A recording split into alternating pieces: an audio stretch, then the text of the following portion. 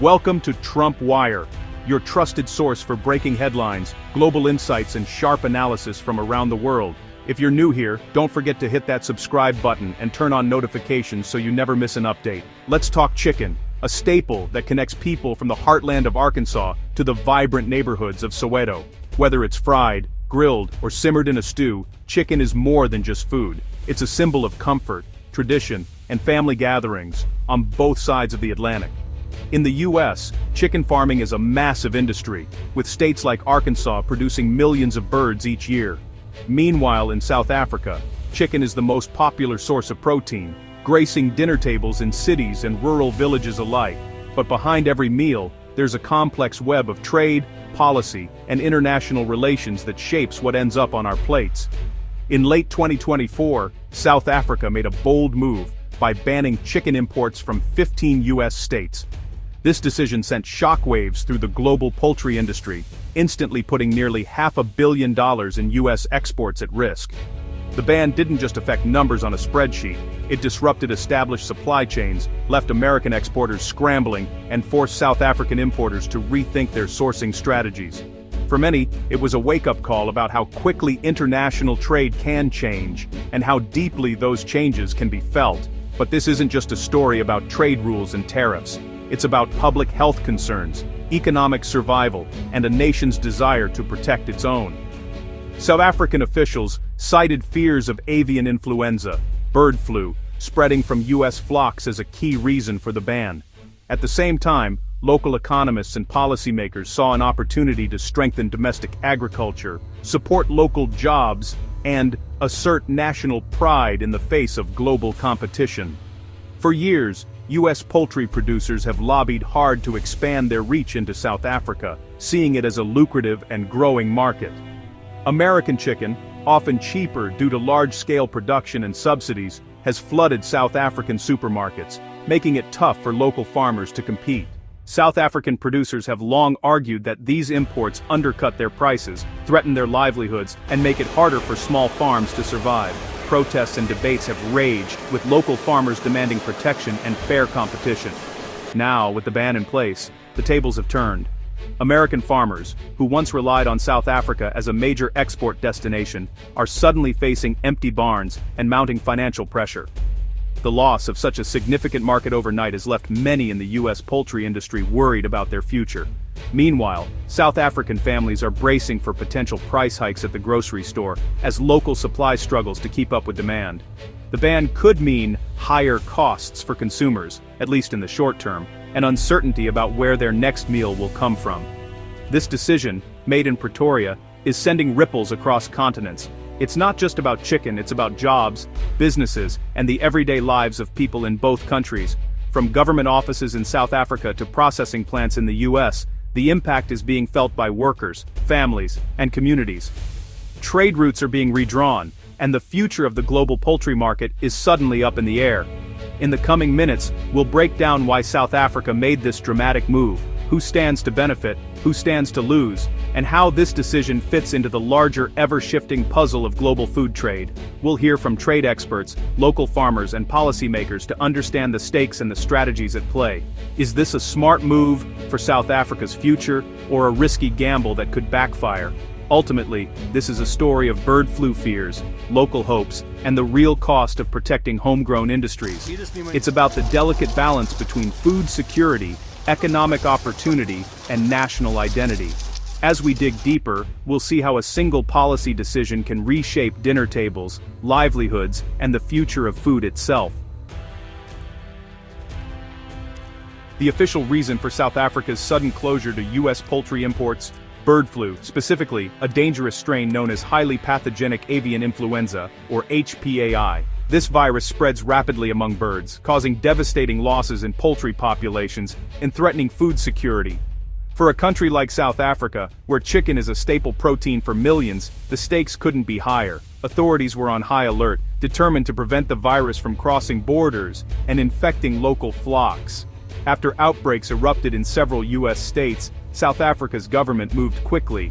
They imposed strict import bans, hoping to shield their own poultry industry from a potential disaster.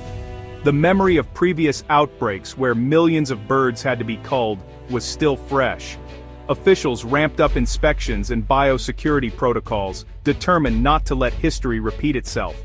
Local farmers, many of whom had already suffered heavy losses from earlier bird flu waves, were vocal in their support for the ban.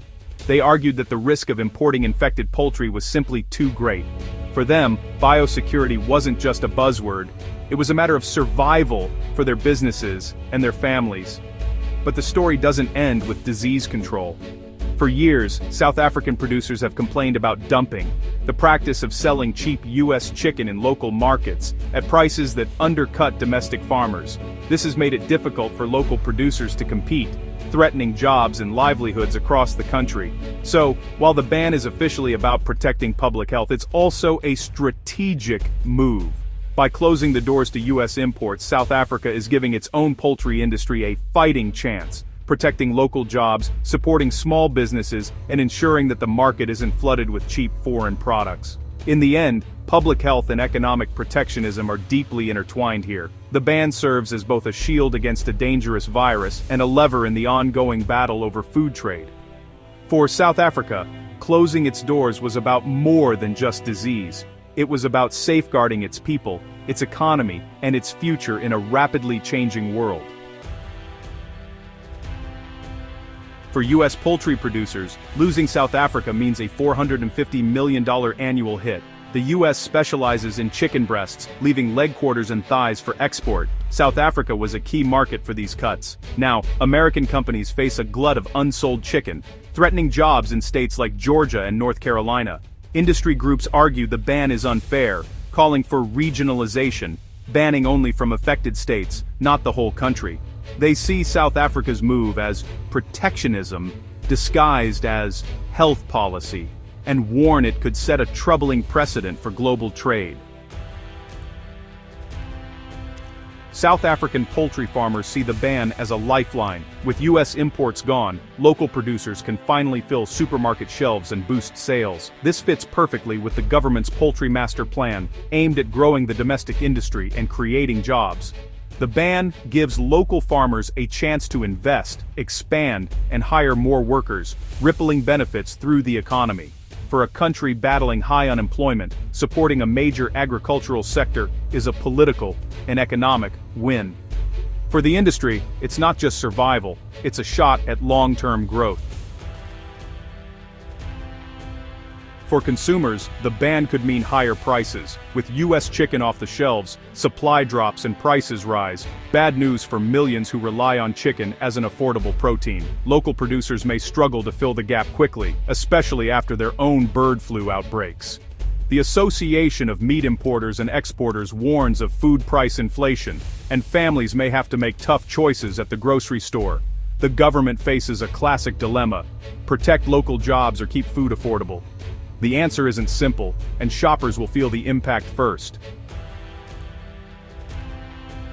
South Africa's approach to chicken bans isn't consistent. When Brazil, its biggest supplier, faced a bird flu outbreak, South Africa hesitated to impose a blanket ban. Why? Brazil supplies over 84% of South Africa's poultry imports, including nearly all mechanically deboned meat for processed foods. A total ban would have caused shortages and price spikes. Instead, industry groups pushed for a targeted regional ban, blocking only the affected Brazilian state. This contrasts sharply with the broad U.S. ban, revealing that economic dependency, not just health, shapes policy. Sometimes the biggest supplier is simply too big to ban. The debate boils down to two strategies: regionalization versus nationwide bans. The World Organization for Animal Health recommends regionalization, ban only from affected areas, not entire countries. The U.S. supports this, arguing it's fair and science-based. South Africa, however, chose a nationwide ban for the U.S., citing maximum protection, but considered regionalization for Brazil due to economic necessity. Critics say nationwide bans are often just protectionism in disguise. The inconsistency suggests that trade relationships and economic leverage, not just science, drive these decisions, turning health policy into a political tool.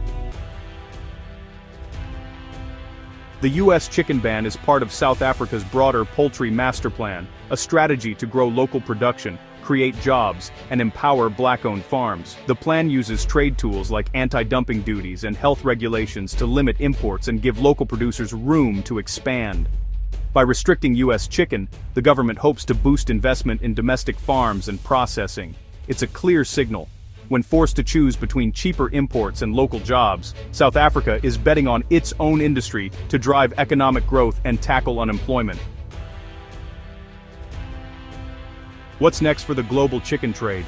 The answer is far from simple. As the dust settles from the latest trade disputes, expect a new round of tough, high-stakes negotiations between the world's biggest poultry producers and importers. Behind closed doors, diplomats and trade officials will be working overtime, each side determined to protect their own interests and secure the best possible deal for their countries.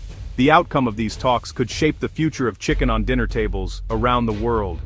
The United States, eager to maintain its foothold in the lucrative South African market, will likely push hard for a regionalized ban, one that targets only affected areas, rather than imposing a blanket restriction. American negotiators may use existing trade agreements as leverage, arguing that science-based targeted bans are fairer and less disruptive to global commerce. This strategy could set a precedent for how future outbreaks are handled, not just in poultry, but in other agricultural sectors as well. Meanwhile, on the ground in South Africa, consumers are already feeling the pinch.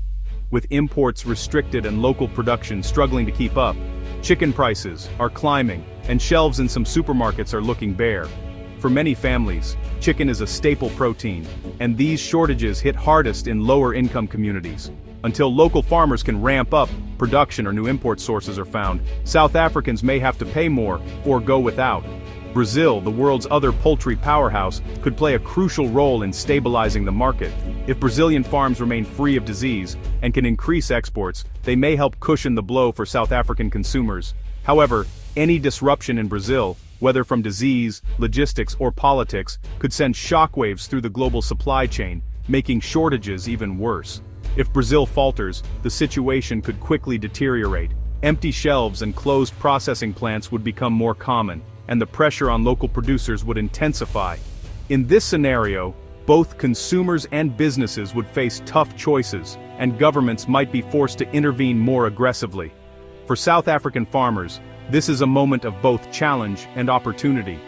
They must now prove that they can deliver safe, affordable chicken at scale, meeting the needs of a nation that relies on them more than ever. Investments in biosecurity, technology, and infrastructure will be critical to their success. If local producers rise to the occasion and meet demand, the case for protectionist policies may grow stronger, with the government and public rallying behind homegrown poultry. This could reshape the industry for years to come, fostering national pride and economic resilience. But if local supply falls short, frustration will mount. Consumers, traders, and businesses will likely demand that markets reopen to imports, putting pressure on policymakers to find a solution that balances health concerns with economic realities. This ongoing chicken feud is more than just a trade dispute, it's a snapshot of the complex challenges facing globalization today. It highlights the delicate balance between free trade, national interests, and the need for food security in an interconnected world. In a world where a single outbreak can disrupt entire supply chains, the future of chicken trade will depend on cooperation, innovation, and the ability to adapt quickly. Ultimately, the choices made now will shape what ends up on our plates tomorrow.